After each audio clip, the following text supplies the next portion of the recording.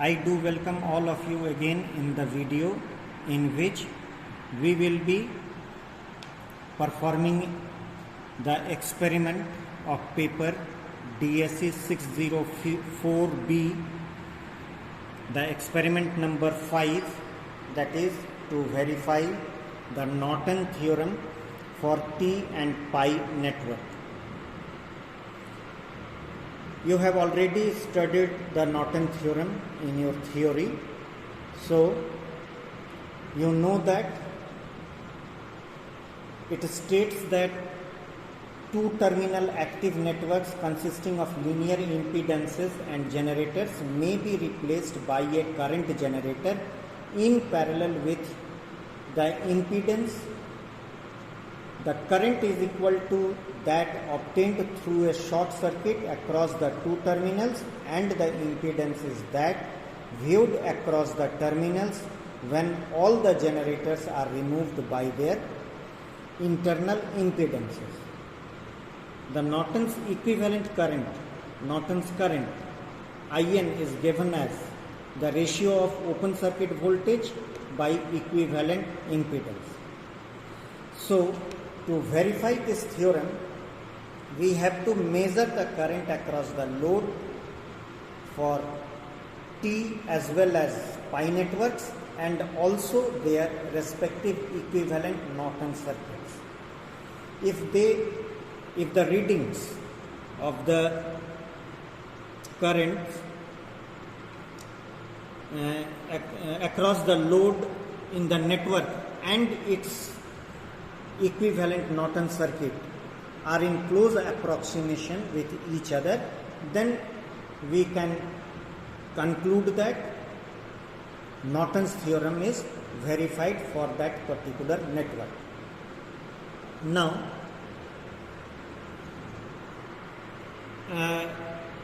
we will be doing the experiment with pi network. Now you can see the pi network circuit diagram. So in the pi network, the three impedances Z1, Z2 and Z3, they are arranged like this. The power supply with EMF E is there, and the load impedance ZL is placed here with an ammeter which can measure the current across the load. The Norton's equivalent will be a current source IN that we have to calculate using the theorem. The Zn, the equivalent impedance, and again the load impedance and the milliammeter will be placed here.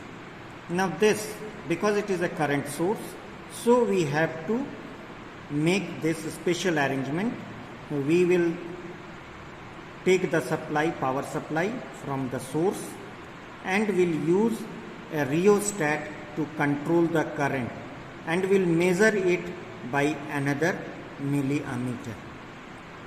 So it will be placed before the Zn, which is placed parallel to the current source, and then in parallel ZL is placed and the current through it measured by the second ammeter.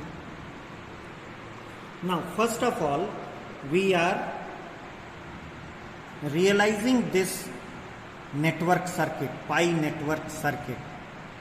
I have already arranged it, realized it using the 4 resistance boxes, a power source, a rheostat, and the required voltmeter and ammeter. Now we are using the multimeters in place of voltmeter and ammeters. Here you can see this is the power source, 12 volt power supply, and a rheostat is connected. From the rheostat we are controlling the voltage at 10 volt. by sliding the knob.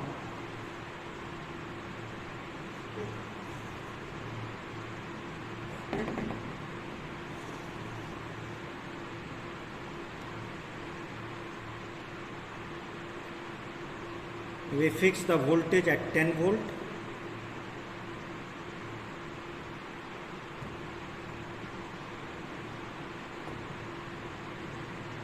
It's nearly 10 volt, we can keep it here.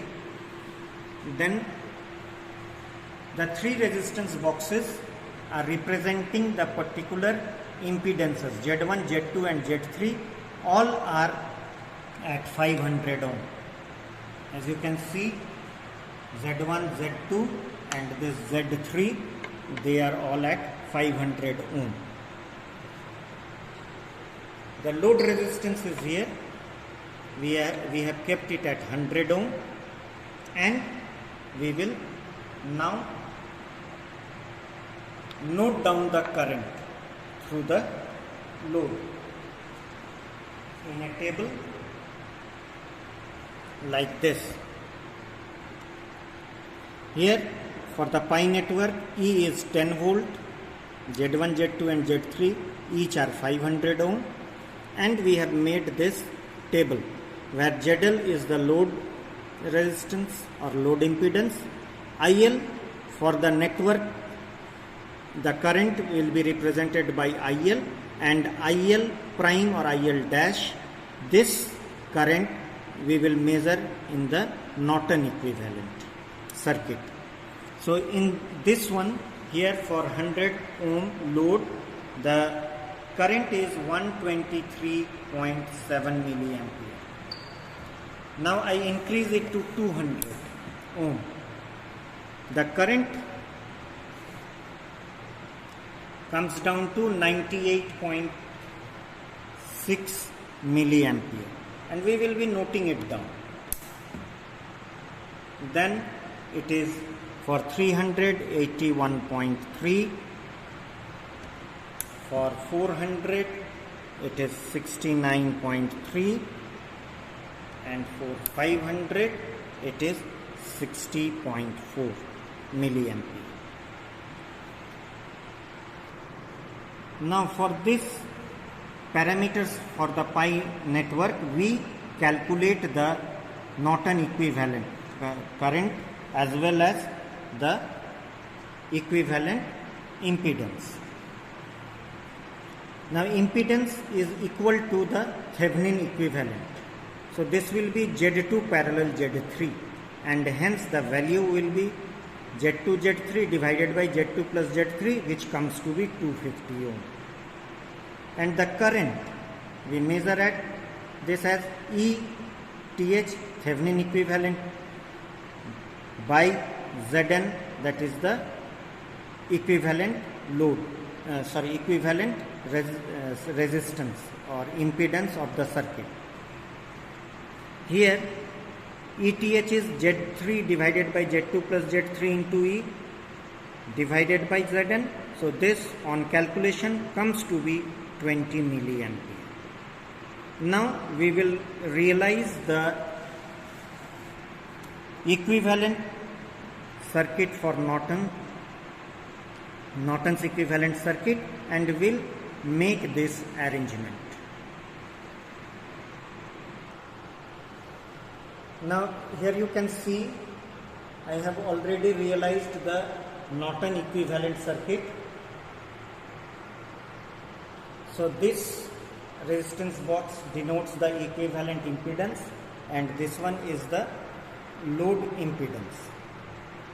Now first of all we make this equivalent impedance as 250, as we have calculated the value 250. Then we make the current here, we control the current and make it 20 milliampere as calculated, 20 milliampere. Now we will be keeping it at a certain value, the load impedance is kept at 100 ohm and the equivalent current, the current through this load is 113.2 milliampere.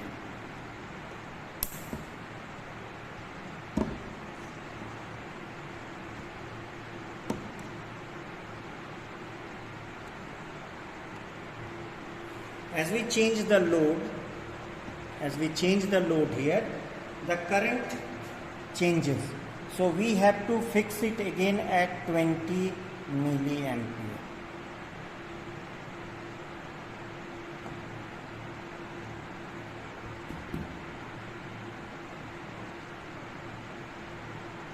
We make it at 20 milliampere and we note down the current as to be 90.4 milliampere. Again we change it to 300.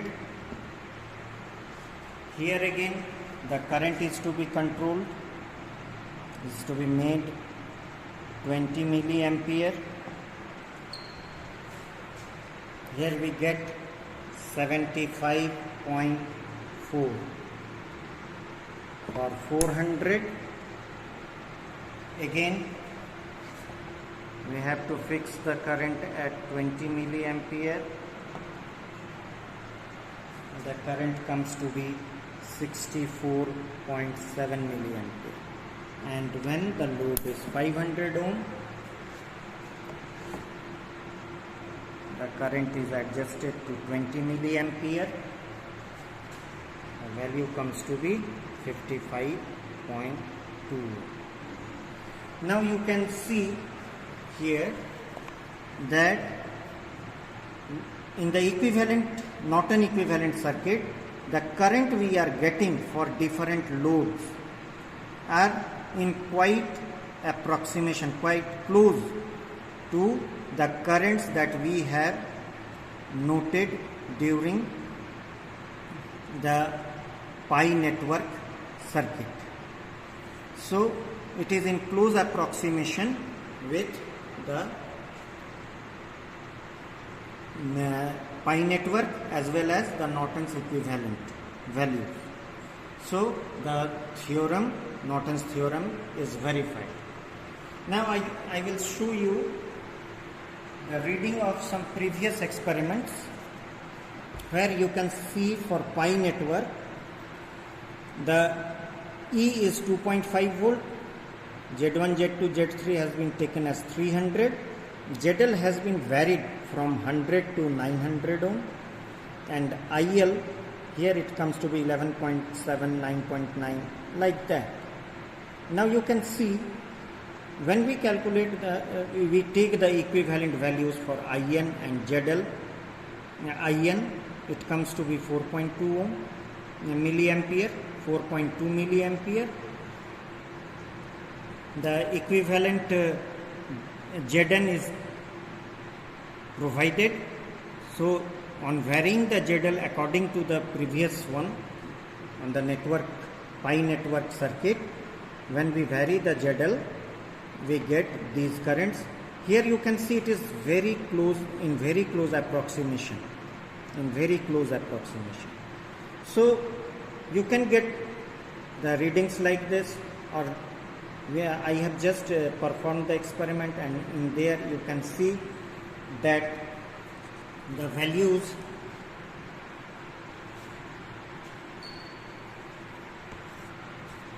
are not very close to each other, but if you see the variation, it is around 10 milliampere difference.